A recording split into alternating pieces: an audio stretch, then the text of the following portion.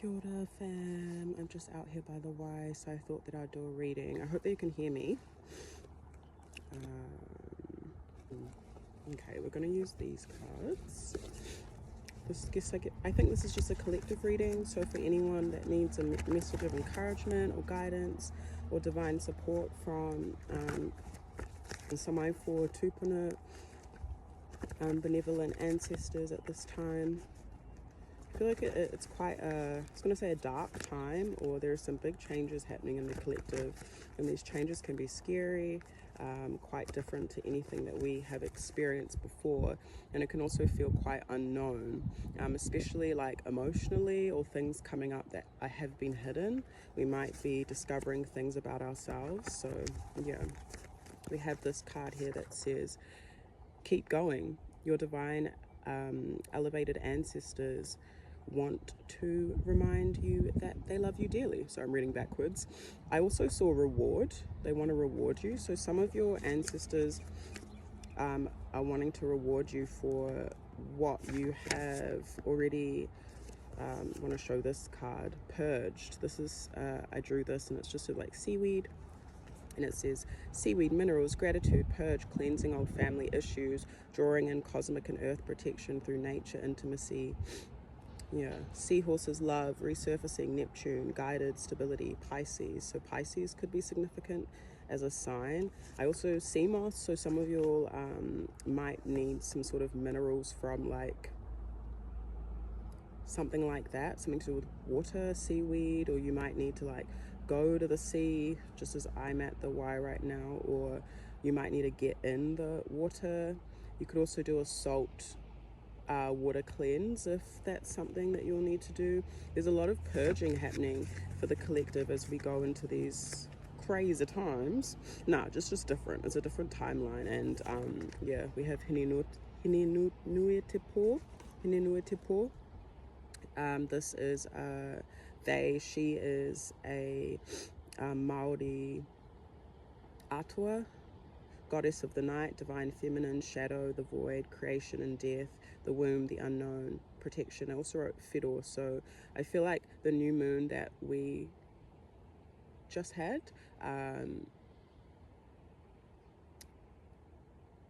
has really opened doors to certain things, and I feel like it is to do with this, Bastet. Bastet is an ancient Egyptian or Kemetic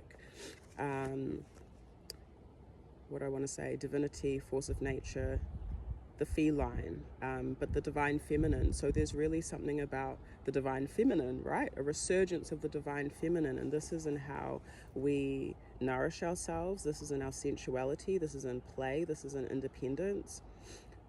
And Source wants to remind us that the divine feminine has nothing to do with men and women. The divine feminine is in all of us and needs to be healed, as a lot of us have been saying and our ancestors have been saying for a long time, right? Big themes that have been coming up in the collective for me are honoring the matriarch and what that actually means and looks like, because that can look different. Honoring the feminized body as well.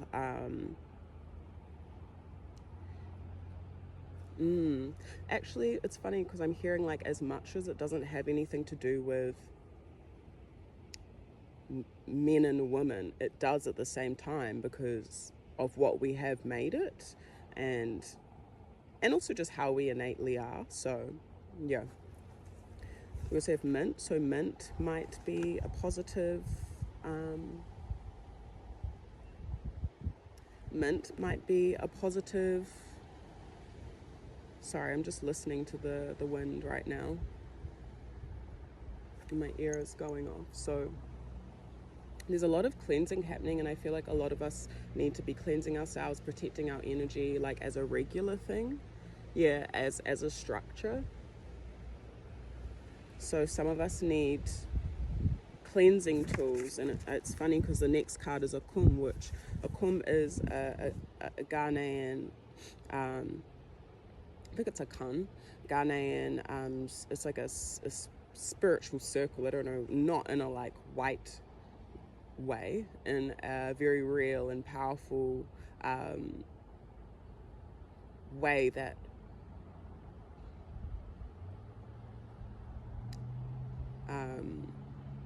opens up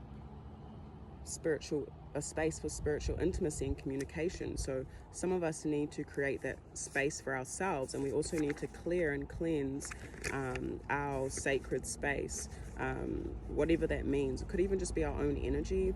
It does look like it is a sensitive time with Whawhanatot, the butterfly, a Adinkra symbol, which is a symbol of gentleness, delicacy, fragility, honesty, tenderness, but delicacy and fragility not in a negative way. It's a very positive way.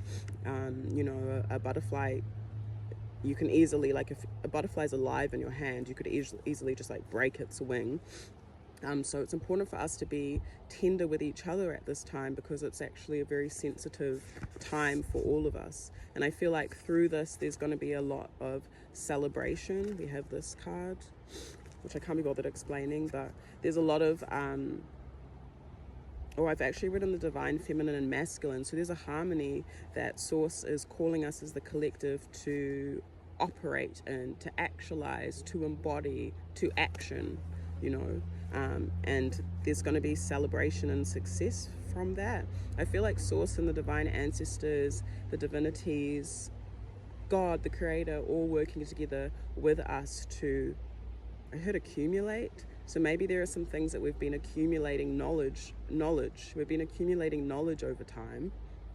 And what are we going to do with that knowledge that we've accumulated now? Some of this knowledge has to do with our own past experiences, past lives, ancestral things, family things, things that need to be healed.